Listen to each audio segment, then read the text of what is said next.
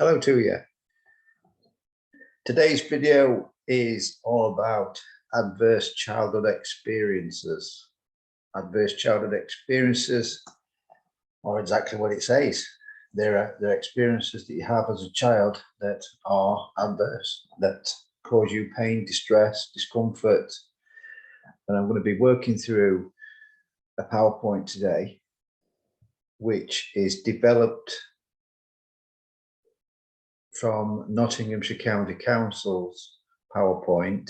We've slightly adjusted it to tailor it to our service, but we applaud Nottinghamshire County Council for producing this PowerPoint, and we applaud them for doing their best to help children to recover from adverse childhood experiences, and indeed support their will to try and help adults recover from their own as an adult, but looking back retrospectively to their own adverse childhood experiences. So I'm just going to bring up that PowerPoint now, so you can have a look at that. Here it is.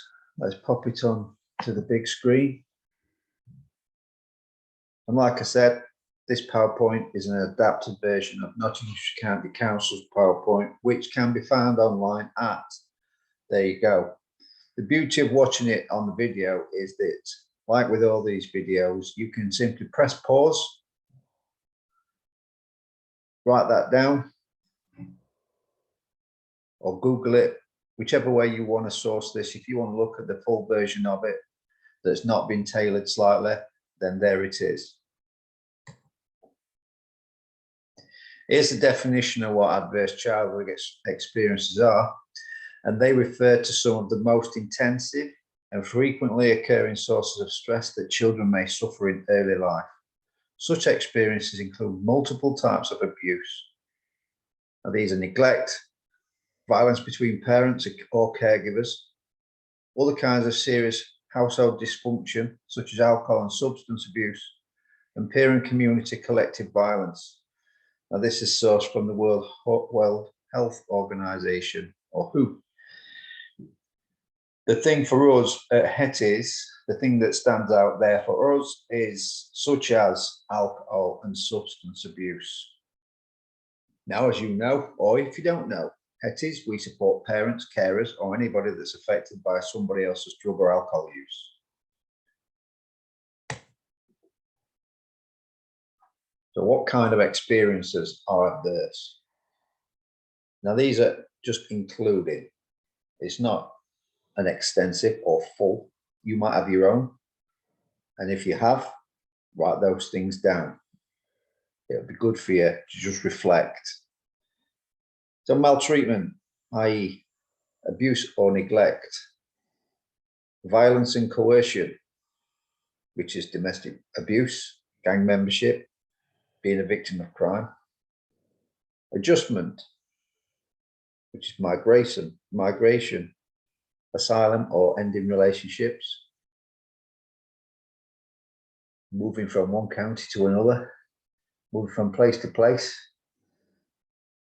Prejudice, examples, LGBTQ plus and prejudice, sexism, racism, disablism.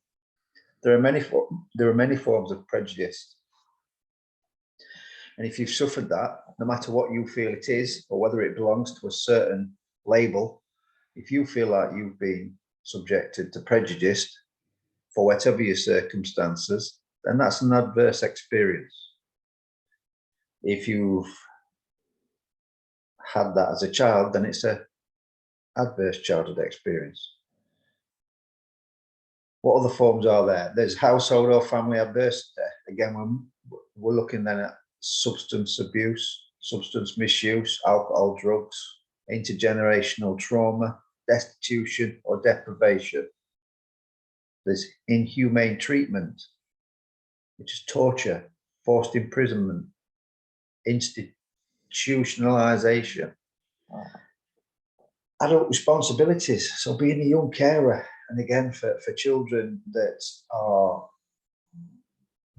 have parents that are drug and alcohol users, and I'm not saying this is always the case. What I'm saying is there are some adverse childhood experiences that involve the child being the carer of their parents or older siblings, or both. Or it could be involvement in child labour.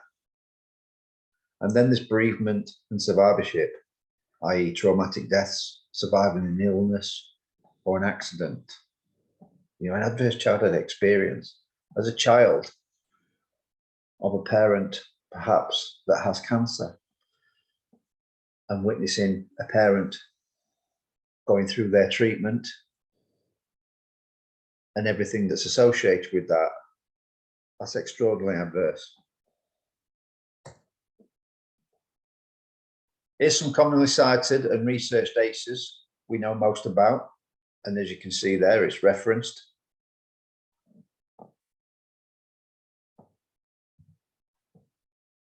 Just going to bring it back a little bit. Childhood is defined as 0 to 18 years. There's active abuse, which is verbal, physical, and sexual abuse. Active or passive neglect. Physical and psychological neglect. Absent or not emotionally available parents. Parental death. Divorce. Substance misuse, including alcohol. Mental health. And attempted suicide and incarceration. A combination of domestic violence, mental health, and substance misuse is known as the toxic trio, and this links to crime. So in Nottinghamshire, they are taking, and we are taking a toxic quartet approach.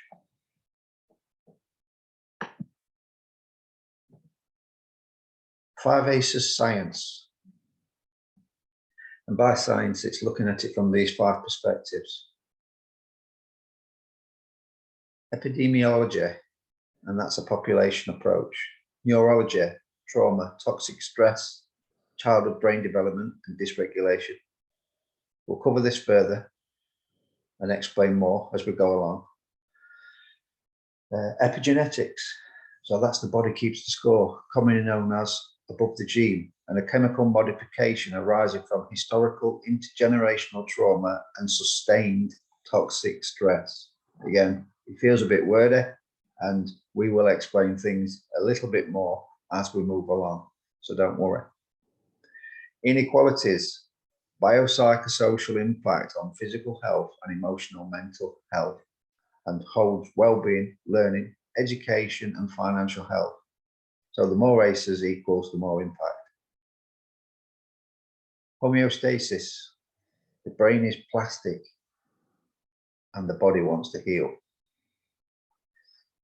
So let's go back to number 1 again, epidemiology. It's a population approach, and let's look at that population approach. So how common are ACEs? Let's look at this. Around half of all adults living in England have experienced at least one form of adversity in their childhood or adolescence. Of all children and young people, 52% experienced no ACEs. And that's brilliant. I mean, that shocked me, to be honest, that there's 52% that experienced no ACEs. Fair play. 23% experienced 1. 16% experienced 2 to 3, and 9% experienced 4+. When we're supporting families across Nottinghamshire, part of our support pathway now is bringing in the routine inquiry. And the routine inquiry is basically 15 questions relating to adverse childhood experiences.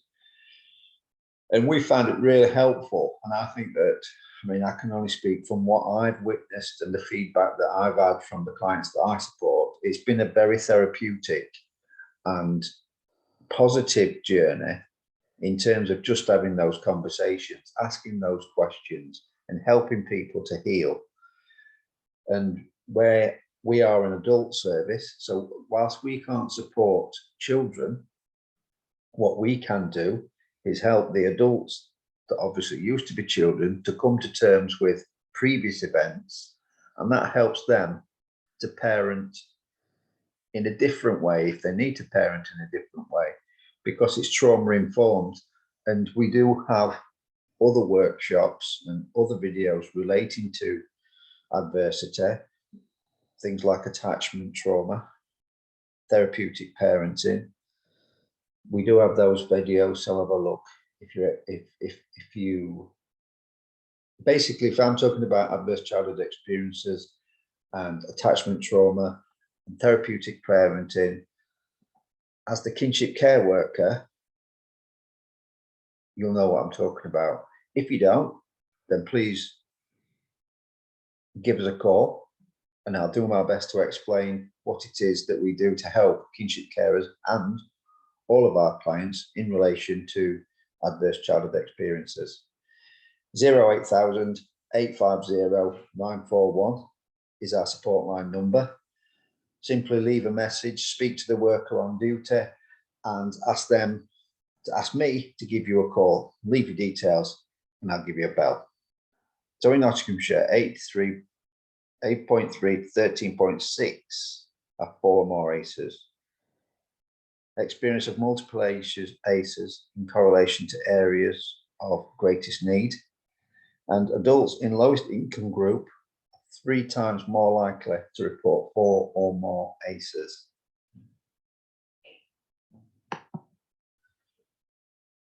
Let's put a little bit more meat on that in terms of the Nottinghamshire landscape. In the population of, and this has obviously changed, but you get the picture by what I'm saying. In a population of 646,625 of people over the age of 18, 336,245 will have experienced no ACEs.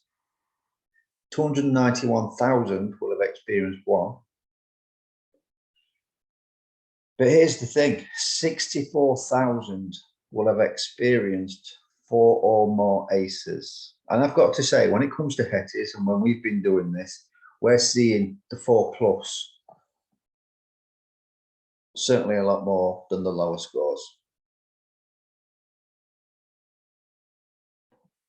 But the main thing within that is the support that comes thereafter helps those individuals to heal.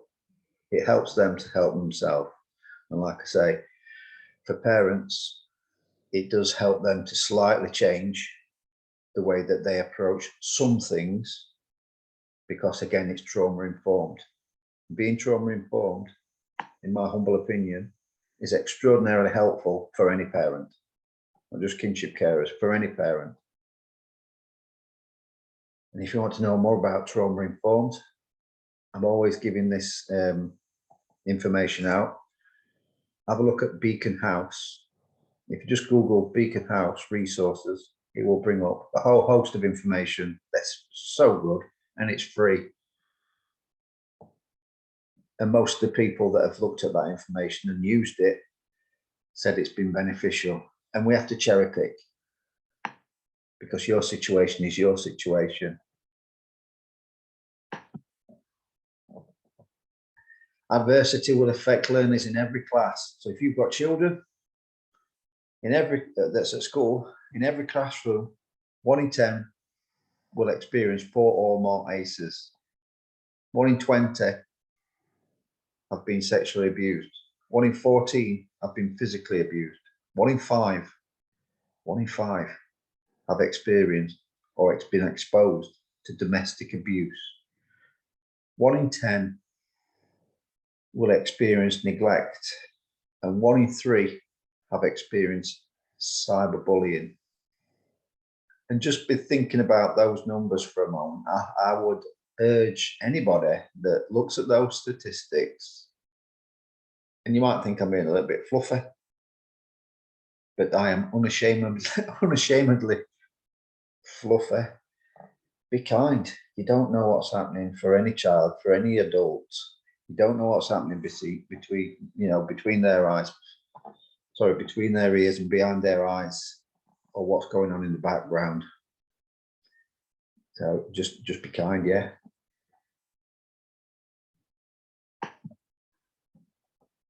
Back to those 5 things, we're at number 2, neurology, the branch of medicine or biology that deals with the anatomy, functions, and organic disorders of nerves and the nervous system. Trauma, toxic stress, and childhood brain development and dysregulation.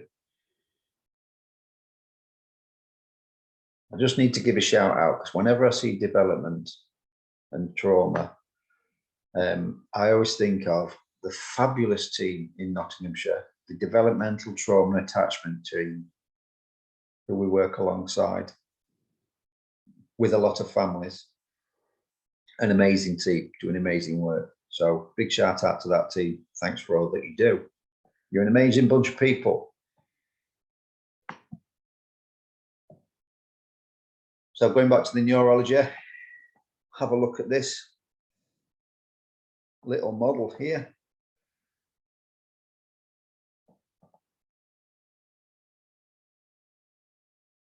See what you make of that. In the middle, you've got the optimum performance. Low stress, low performance. Let's move it along. Low stress and low performance equals boredom, perhaps depression. A little bit more stress, a little bit more performance, it increases your attention and interest. And right at the top there, you've got optimal performance. So what this is saying is basically you need a little bit of stress. Stress is a motivating factor for most people, and without it, without any sort of urgency or deadline or I've got to get this done type of attitude, this needs to be done, and etc. You know, I think I'm explaining it okay. You need a little bit of that in order for you to perform at your optimum level. However, too little, then you're a little bit bored. Too much, it becomes too much. It becomes like too much stress equals anxiety. And the further that gets along that scale, you go to complete meltdown. So we have to be conscious of how much is not enough or how much is too much. Here we go. Here's one that's another little bit, without understanding it or talking through it, it might be a little bit difficult to understand. So I'll do my best. The trauma response and the impact on the brain development. So you've got your healthy response here in the black line. And if you get some form of threat or danger, your chemicals flood in, you go into fight, flight, freeze, or run.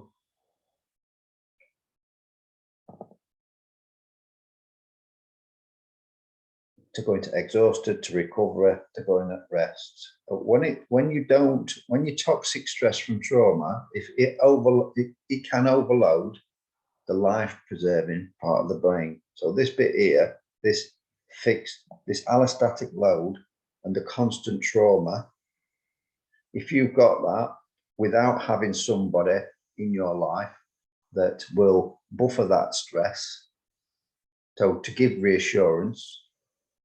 And when you're thinking about children, if they're exposed to lots of threats and lots of adverse childhood, a lot of adverse experiences, then they need somebody in their life that will provide them with reassurance. And all the research shows that if you've got at least one consistent caregiver that can provide you with reassurance and basically help to talk you down, to let you know that it's not your fault, that what's happening is because not anything that you've done, and that you will be okay, and they're giving them reassurances, that helps them to complete their survival loop.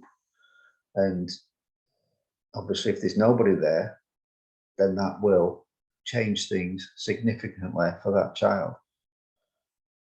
Like it says in the notes here, I brought this back up so that it's completely transparent, so that you can read the notes that I'm reading.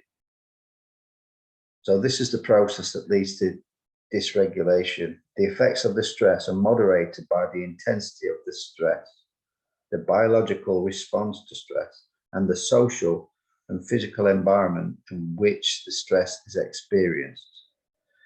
Toxic stress occurs when a child experiences stressful events that are chronic, intense, or prolonged and are inadequately buffered by the child's support system.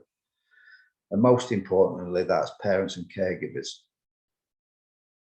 So I'll go back to what I've just been saying around inadequately buffered.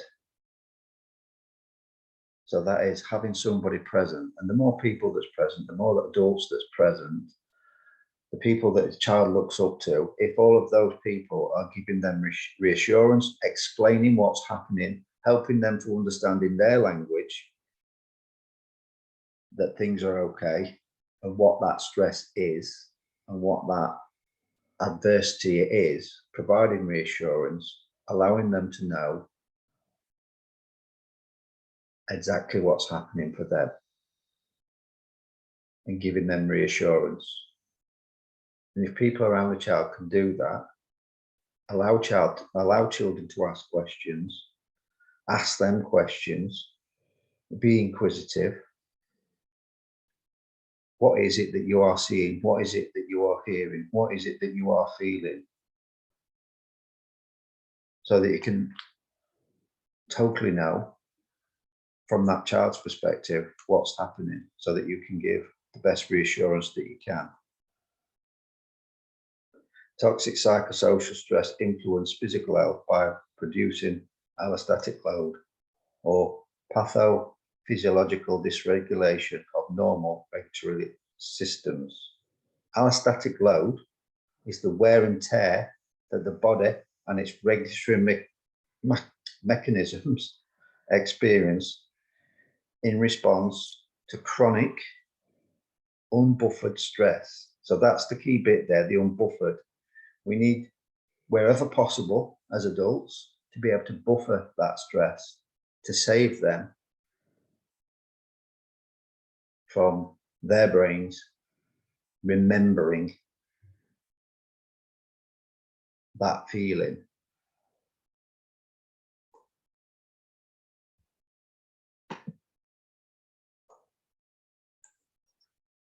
So the role of connection and compassion. When I've just said remembering that feeling, it was believed that children can't remember early experiences, and this may be so, but the brain and body does. The brain and body does. Following a traumatic event, connection to others who show empathy and compassion is key to minimizing the impact and process of dysregulation. Now, this is usually the role of caregivers, but sometimes they're also support of the toxic stress, then the child has no access to this healing process. Dysregulation, also known as emotional dysregulation, refers to a poor ability to manage emotional responses or to keep them within an acceptable range of typical emotional reactions. This can refer to a wide range of emotions, including sadness, anger, irritability, and frustration. And again, what I would encourage you to do is have a look at Beacon House in terms of regulation. Have a look at the therapeutic parenting video, which deals a little bit more with dysregulation.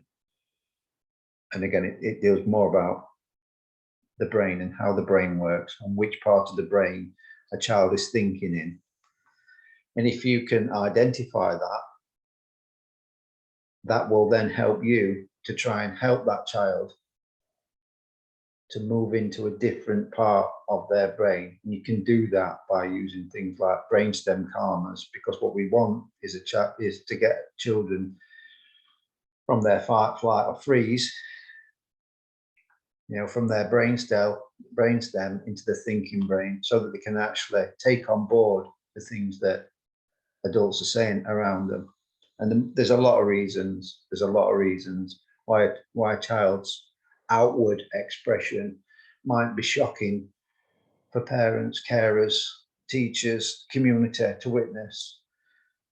But inside for that child, they're just being themselves. They're just being what is natural for them.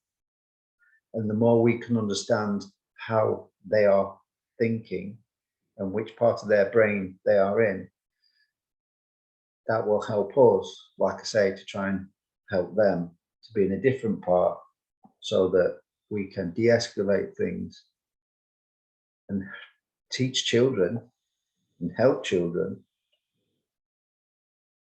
to find ways of self-regulation.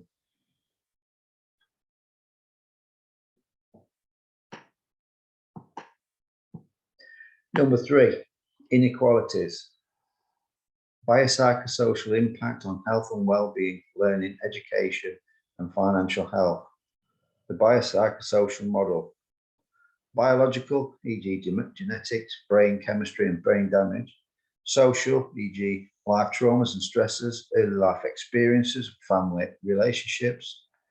Psychological, example, how we interpret events as signifying something negative about ourselves. The biopsychosocial approach systematically considers biological, psychological, and social factors and their complex interactions in understanding health, illness, and healthcare delivery.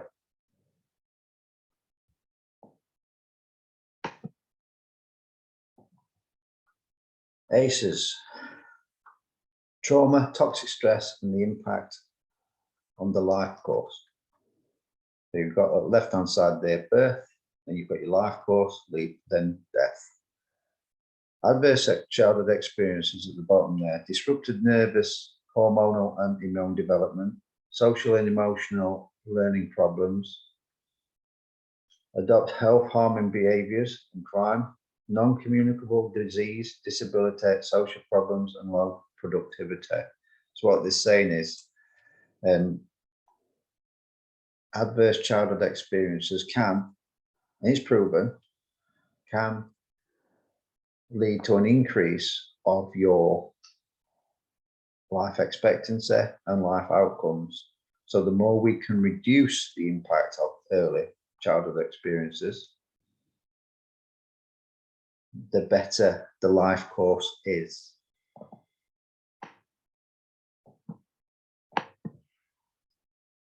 National study of ACEs in Wales.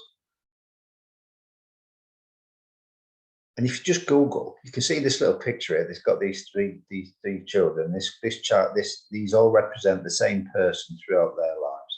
And there's a wonderful video. If you just put ACEs Wales, you'll probably see this video in Google. It'll pop up. Cracking little video. Compared with people with no ACEs, those with 4+ were 4 times more likely to be high-risk drinker, 6 times more likely to smoke tobacco or e-cigs. This is just backing up what I've said from the previous slide. 11 times more likely to have smoked cannabis, 16 times more likely to have used crack cocaine or heroin, 20 times more likely to have been incarcerated in their life. Figures in green show the projected reduction in health-harming behaviours if an ACEs prevention approach is implemented. So that's, again, what we're trying to do. We're trying to support this movement.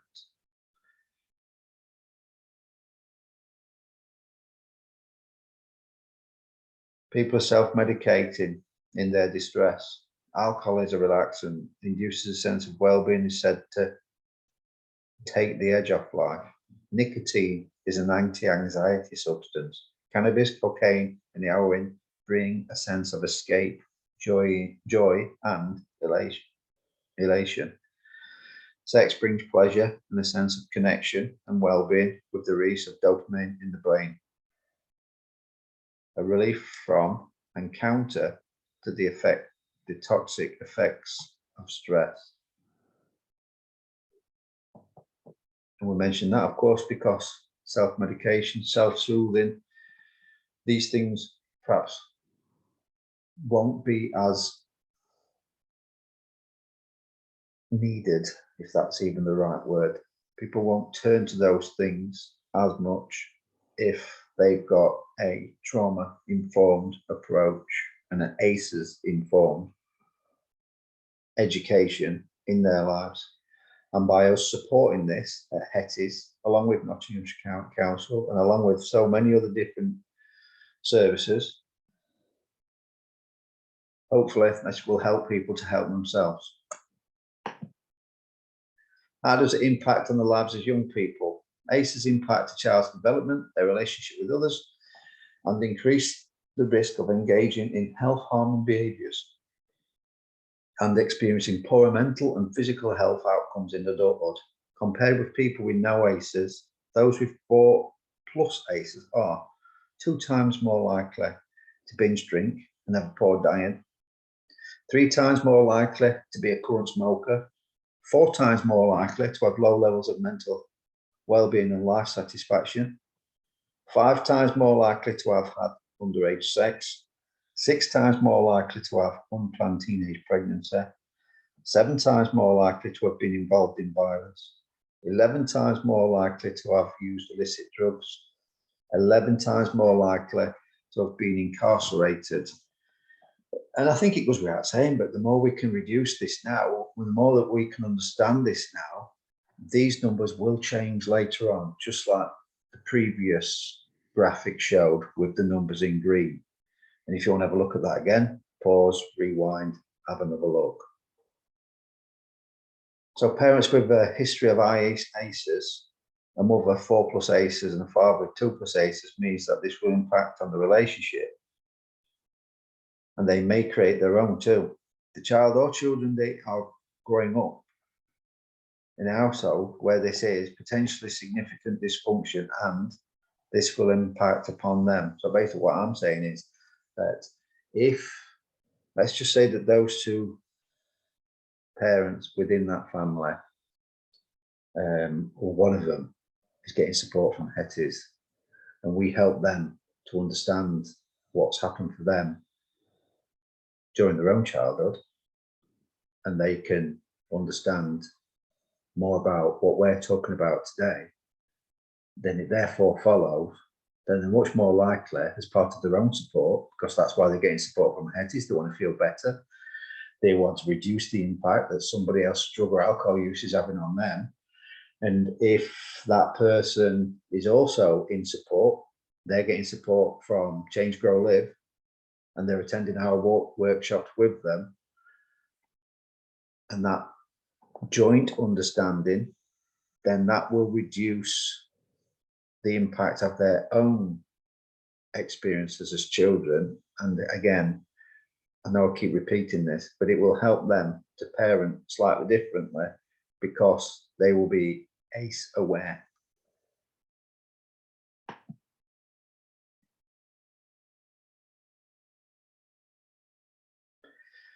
Now, let me see if I can make this just a wee bit bigger for you. Perhaps not. Perhaps not. But I'm going to try. We'll get in there. Now, even when I'm maximising it, I do apologise. It's saying a lot with what we've already said, and that's my bad on this one. What I will say is, if you want that slide, I don't even know what I'm doing now. Look at this, what's happening. This is live as it's happening, and I'm not going to change it. There we go. I'm going to let the camera keep rolling. We're all human, and it's good to get things wrong. There we go. We're back to where we started. But basically, the more we know, the less we can, the more we know, the more we can support, the more we can support, the more we can reduce the impact of adverse childhood experiences. And the more we can do that, the better informed we are. And that will help to break that cycle where we pass it on to our children. We're effectively looking at it to break that cycle, to help our children so that they don't grow up experiencing more adverse childhood experiences than they need to. All children do, all children do. You can't tell me that there's a child out there that won't at some point suffer some kind of loss. And that's part of growing up, it's part of life. What we're saying is if you've got an adult that's there to support, or more than one adult that's there to support, that's going to help them. That will stop them from internalizing things. That will give them reassurances that what's happening isn't their fault. And it will help us to explain things to them in a way that they can interpret it and understand it, and therefore not be as impacted by it. World Health Organization, 52,000 participants from 21 countries. The authors estimate that the absence of childhood adversity would lead to a reduction in nearly 23% of mood disorders, 31% of anxiety disorders, 41.5% of behavioral disorders, 27.5% of substance-related disorders, nearly 30% of mental health diagnosis overall, and 33% of psychosis. However, I'm just going to read what it says in the notes. However, this slide from WHO, World Health Organization, worldwide research in 2010 shows the impact of the absence of ACEs would have.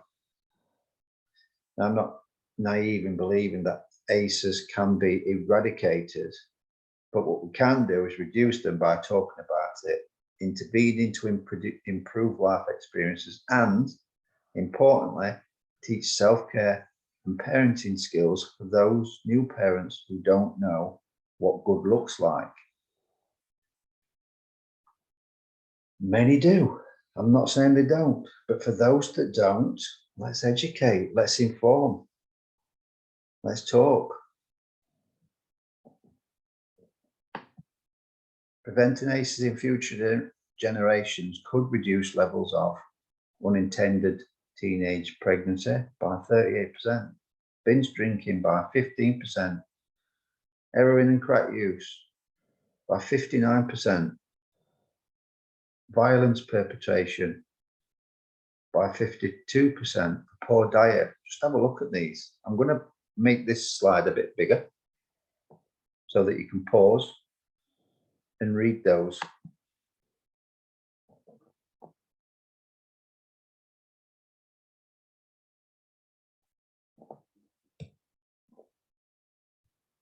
Let's move on to the next one. And again, you can pause these at any time.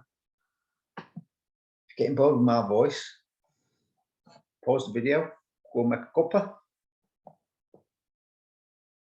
But my opinion is this information's incredibly useful. I'm going to maximize this one again so you can have a look at this.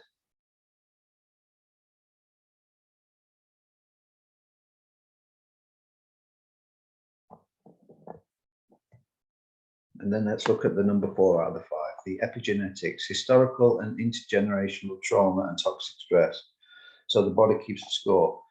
What is epigenetics? Your genes play an important role in your health, but so do your behaviors, and so does your environment, such as what you eat and how physically active you are. Epigenetics is a study of how your behaviors and environment could cause changes that affect the way your genes work. Now, unlike genetic changes, epigenetic changes are reversible. And you do not change DNA sequence, but they can change how your body reads a DNA sequence.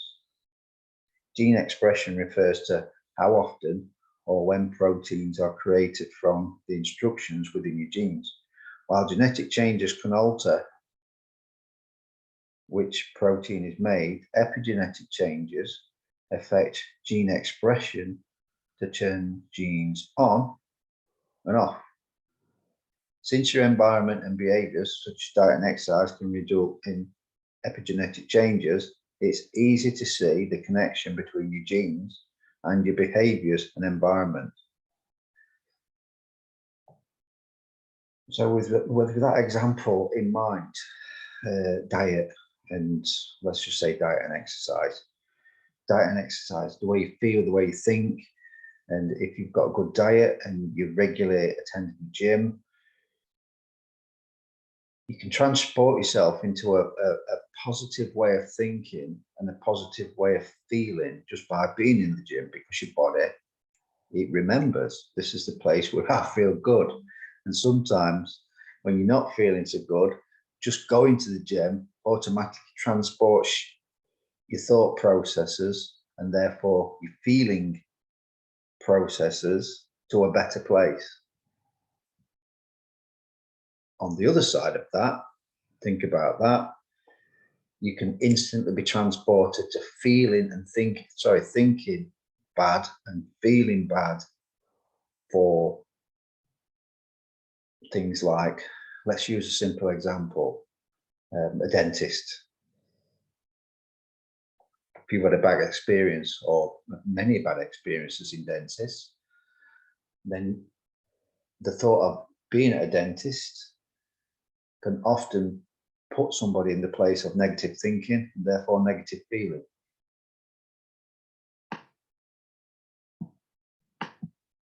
Nature versus nurture / environment. New scientific evidence to support both sides of the long-standing nature versus nurture debate. Think about Tarzan for a minute. There you go. There's a nature versus nurture debate. Genetics, DNA from sperm and egg. Epigenetics, commonly known as above the gene, and a chemical modification arising from historical intergenerational trauma and sustained toxic stress. There are a few processes that are responsible for epigenetic regulation that we know most about, and that's methylation. It's a biochemical marker which is like a do not disturb sign and prevents the gene from being turned on. Histones are like chastity belts, keeping the genetic material locked up, preventing the DNA transcription. Telomeres are like car bumpers. They protect the DNA, but when compromised by toxic stress, dysregulates this process and leads to disease and dysfunction. Analogy, DNA is like a piece of music. The genome is like the musical notes, and the epigenetic markers are like the notations that tell you how loudly, quietly, quickly or slowly to play the notes. There may be a notation to skip and an entire section or to repeat it. The epigenetic notations are subject to experience to be rewritten by the environment. Now, earlier on, I told you about Googling that video.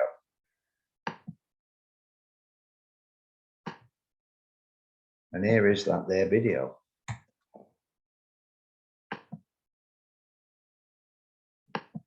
So what I want to do now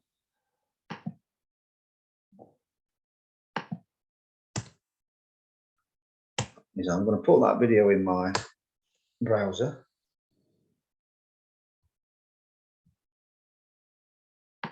I'm going to try to anyway.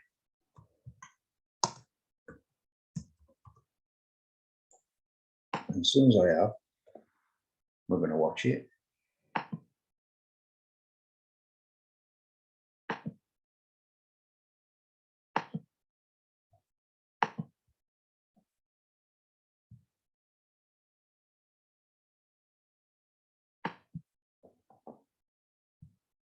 I will get there, promise you. I will get there. I will not be beaten. Now I just press pause here.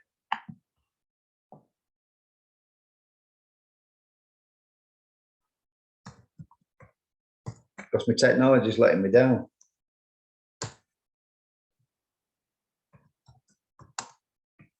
But it's not technology. I'm just saying that. I'm just saying that. It's not really technology. It's me. I ought to be better than this by now. But clearly I'm not. Right, here we go. Let's get back to Zoom. Share screen. Are you ready? Let's go. Share. No, that's the wrong one, Craigie. That's the wrong one. Stop share.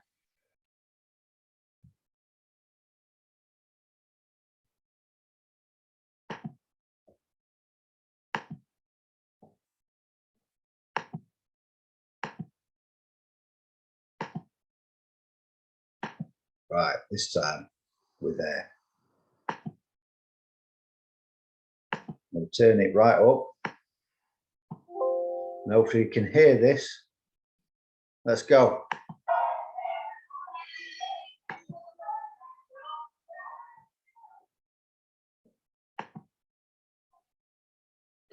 My parents don't understand.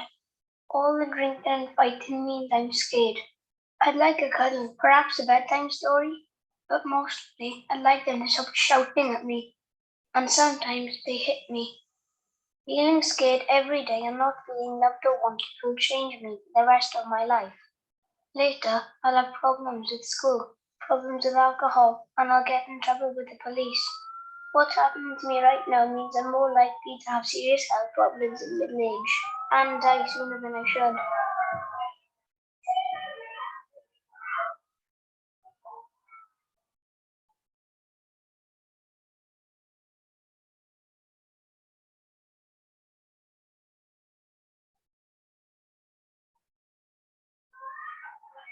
Doctors say my life is full of adverse childhood experiences, or ACEs.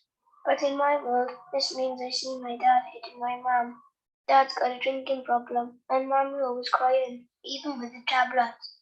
I'm always being shouted at and hit. After the booze and drugs, there's not a lot of money for toys or clothes, or even food.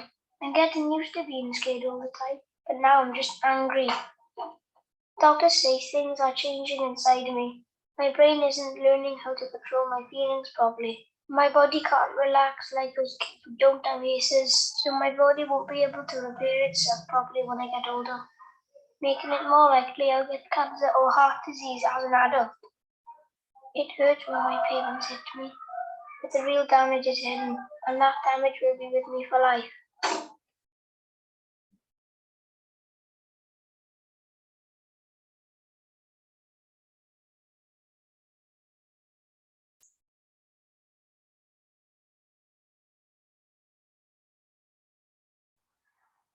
I drink and smoke. They say I'm out of control, but I'm not. It's just my way of coping with my aces. I've been in plenty of fights, but what's wrong with that? Kids punches done it half as much, so my dad hits me. I beat up a kid last week at school because he looked at me weird. Who cares? I ended up with more time out of school. Learning's not for me anyway, and the teachers don't care any more than my parents. I don't like the way anyone looks at me except my girl. She's 16 and pregnant, just like my mum was with me.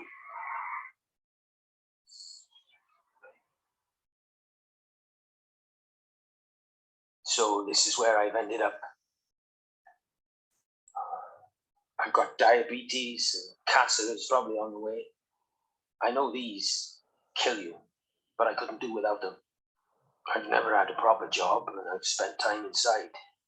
I hit my kids. I hit their mum too, until she left. So my kids have grown up with aces. And now my daughter had her first kid. She's 16. The course of my life was set in the wrong direction a long time ago. I know where I'm heading. Sadly, I know where my kids are heading too.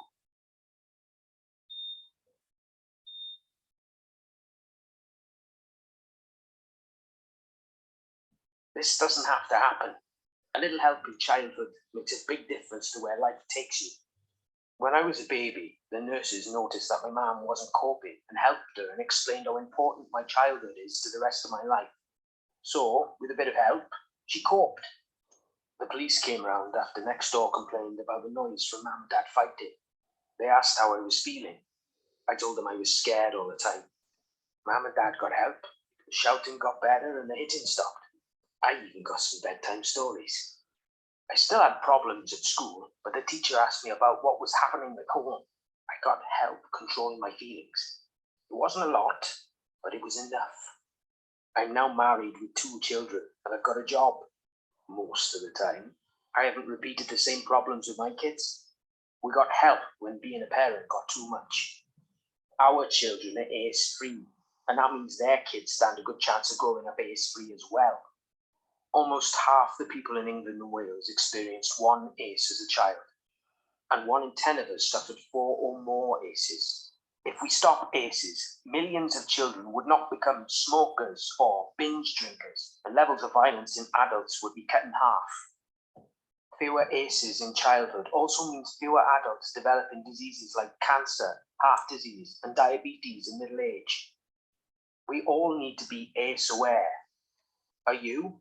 Doctors, police, nurses, teachers, firefighters, and most importantly, parents. The more you know about ACEs, the more you can help stop children growing up with ACEs in their lives. And for those of you who have already suffered ACEs, the more you know, the more you can help yourself and others who have suffered ACEs cope.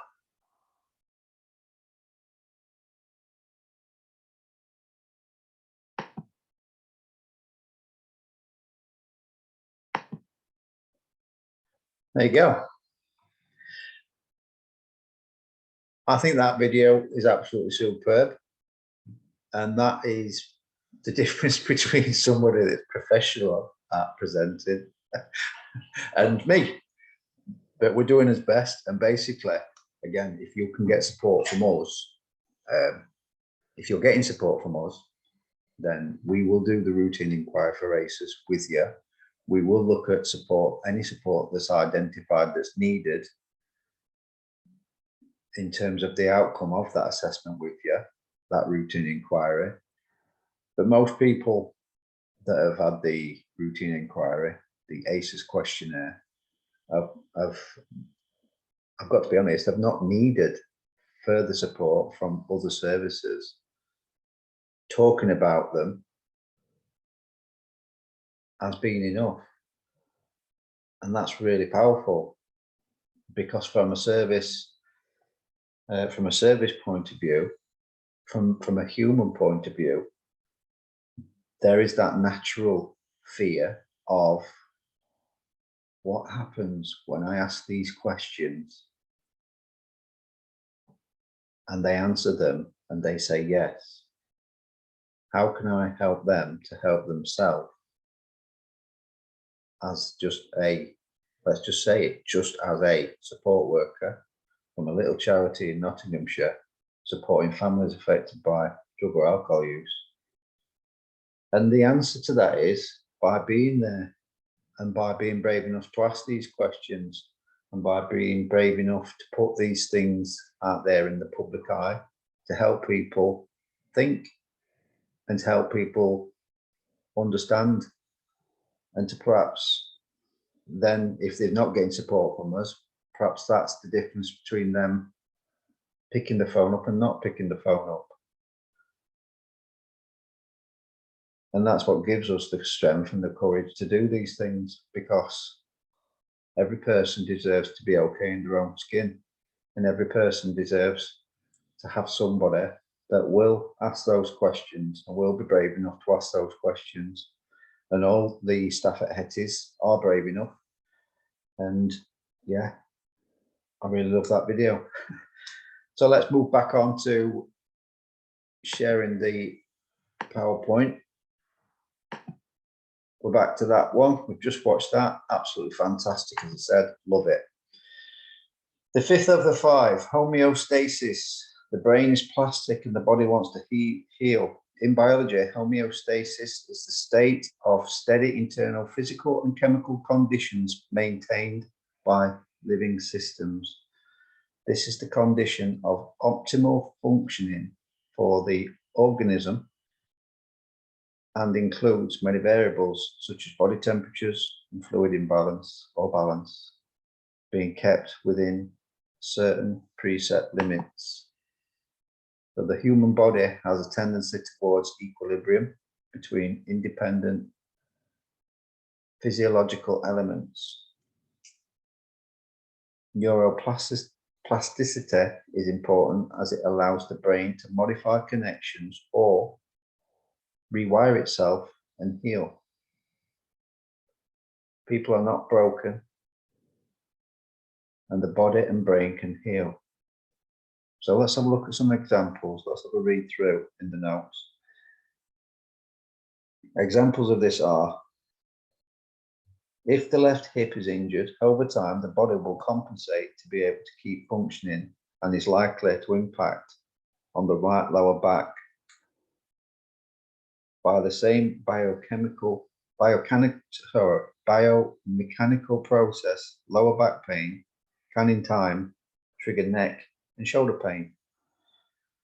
Following physical trauma, which occludes the major arteries in the lower leg, smaller, I can't even say that, arterioles will expand to accommodate the increased blood flow.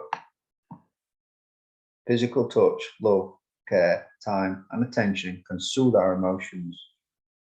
It's known as the haptic system and reinforces our sense of ourselves, where we end and the world begins. It prevents the effects of toxic stress in the brain and body.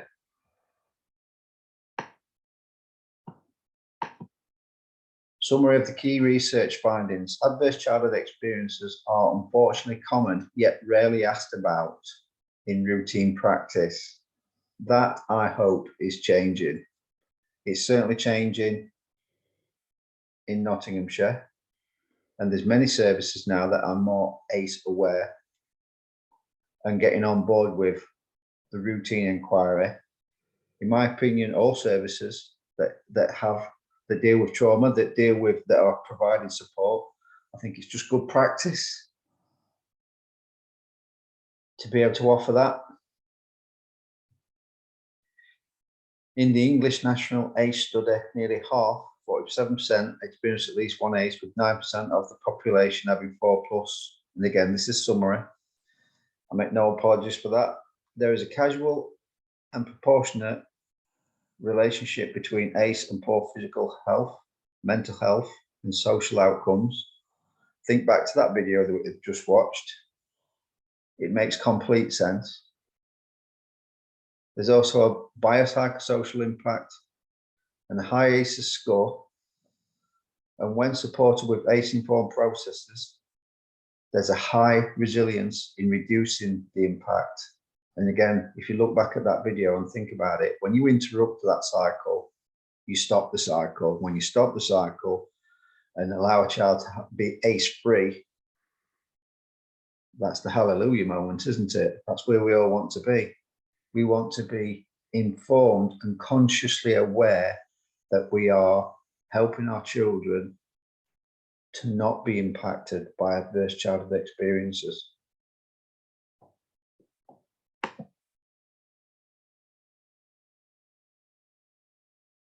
For this slide, I'm going to maximize it. Because this is a video, I would suggest rather than listening to me, you press pause and read that for yourself.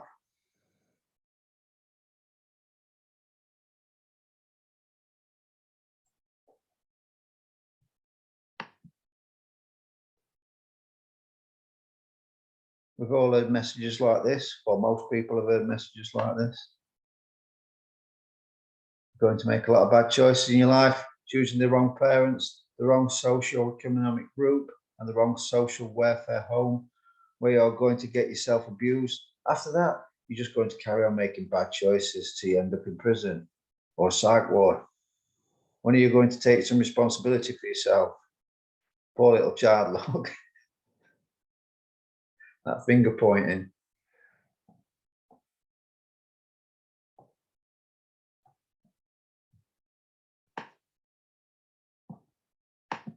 Trauma informed, what does that mean? This means an organisation, system or community that incorporates an understanding of the pervasiveness of trauma and its impact into every aspect of its practice and programmes.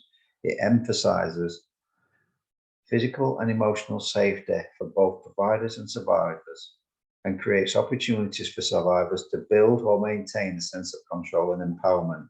Let's translate that into Hetty's speak. We want to help you to help yourself. We want you to not be as impacted from somebody else's drug or alcohol misuse. We hope that that support helps the person that you love and care for that's got the alcohol or drug issue. We hope that that support is working alongside fantastic services like Change, Grow, Live. If they're not currently getting support, we hope that that comes, because we will forever keep promoting Change, Grow, Live at every turn. Because if they can get the help that they need, and you're getting the help that you need, we can coordinate that response and that support so that the left hand knows what the right hand's doing, and we can get a full family recovery. What else does this trauma inform mean for us? It means for me as the kinship care support worker, I can be a little bit more informed by working alongside the developmental trauma and attachment team, getting the benefit of their wisdom, bouncing ideas off of their team, looking at ways that we can increase the understanding of the support that they give as a direct result of our discussions. So our being Hetty's, along with that team, we have got a bank. So there's 5 videos that you can look at that are kinship specific.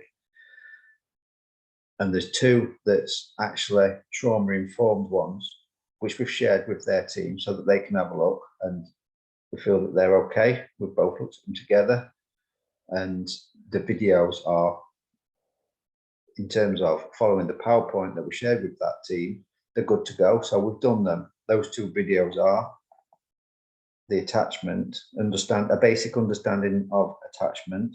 Have a look at that video. And the therapeutic parenting. And again,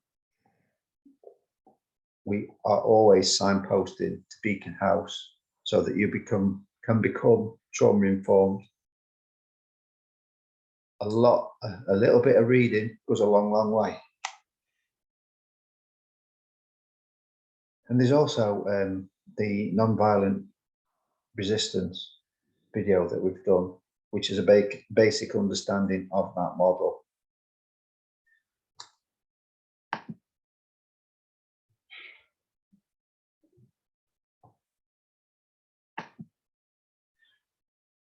So what do we do next? Neurology, what does that feel like? How does it present? Consider that the behaviour arising from trauma is a normal and natural response. And it is, it really is.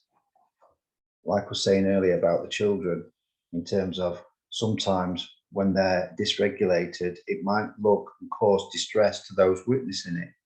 But if we can understand it a little bit better, we can react a little bit more accordingly. Consider the children within the household of our clients and assess through an ACEs lens. Can we help prevent traumatizing already traumatized children? Yes, we can. We can build on existing good practice. For example, the MASH team, the multi-agency safeguarding hub, and services through an ACEs lens and make appropriate modifications. That's what we're trying to do here today. We're making an appropriate modification to help people be a little bit more informed, be more trauma informed, be more ACE informed. And knowledge is power, and it goes a long way. This is how dysregulation feels. It's like wearing a pair of headphones with ACD music blasting in my ears while somebody else's Coke bottle glasses, whilst wearing someone else's Coke bottle glasses, that makes everything blurry. I have to pretend that I feel fine and that I am in the conversation, or that I am concentrating and ready to learn. I feel disconnected, but I try to say things connected people would say. I have to think about how to hold my face so it looks appropriate to whatever the other person is saying, or what is happening around me or expected of me. Only I can't see what is happening and hear what they're saying because the noise in my head is so loud. And that's from a secondary school student. That's what dysregulation feels like to them. So imagine that person, imagine putting yourself in that person's head space, sight space, and hear space.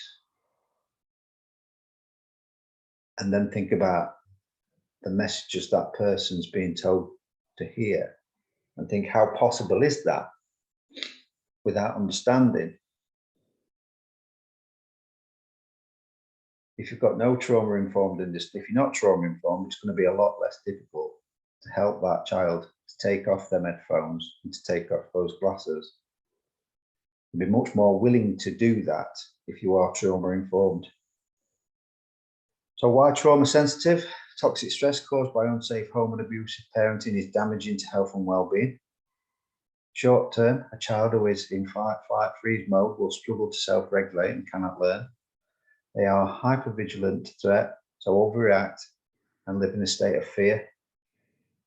Punishing bad behaviour, bad in inverted commas, doesn't work. It just compounds trauma. What we need is care. What we need is compassion. What we need is to therapeutically parent, to therapeutically teach. We need to be able to be patient. We need to be accepting. We need to be curious, and we need to show empathy. That's the acronym PACE. That's the model of parenting that's trauma informed. Professor Dan Hughes is the chap that's the expert on that. If you want to know more about PACE, simply Google it, PACE, Professor Dan Hughes. Lots of information will come up. Trauma sensitive schools. I work and support lots of parents, lots of kinship carers across Nottinghamshire, and those education settings that are trauma informed and therapeutically teach see much better outcomes. Pause that screen and have a read. The term loco parentis is Latin for in place of the parent, refers to legal responsibility of a person or organisation to take on some of the functions and responsibilities of a parent. It's originally derived from English common law and is applied in two separate areas of law. First, it allows institutions such as colleges and schools to act in the best interests of students as they see fit, although not allowing what would be considered violation of the students' civil liberties in place of parents, as well as parents as well. You know, we can be trauma aware and trauma sensitive and ACE aware and ACE sensitive when we're delivering our support to our clients, and we are. It's about asking the right questions. What's happened to you rather than what's wrong with you. And again, if you look on Beacon House, there's a wonderful tool in there all about translation, what they're really saying, what they say on the outside, but what they're really saying from the inside. And I would encourage you to look at that.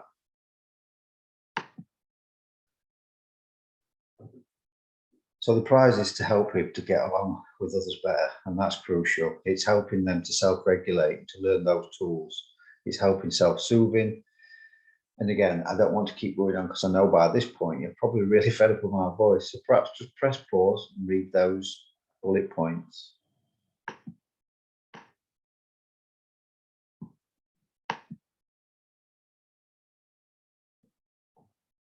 Most powerful childhood predictor of an adult life satisfaction is the child's emotional health, followed by the child's conduct. The least powerful predictor is the child's intellectual development. This may have implications for educational policy. We've all got our own opinions, thoughts, emotions related to a statement like that. So I'll simply leave that with you.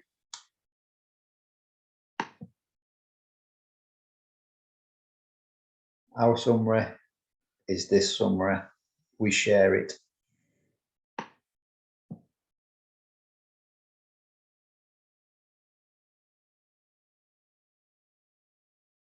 There are more slides. For these last few on this video, because there's not that interaction, I'll simply say pause and read the information for yourself.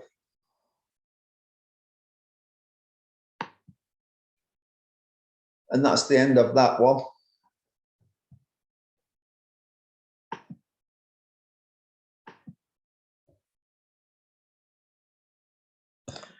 Thanks for watching. Thanks for listening. If you want to know more information or you want to do your own routine inquiry with us, please give us a call and we'll arrange it with you. 08000 850 941. You take care. Speak soon. Bye-bye.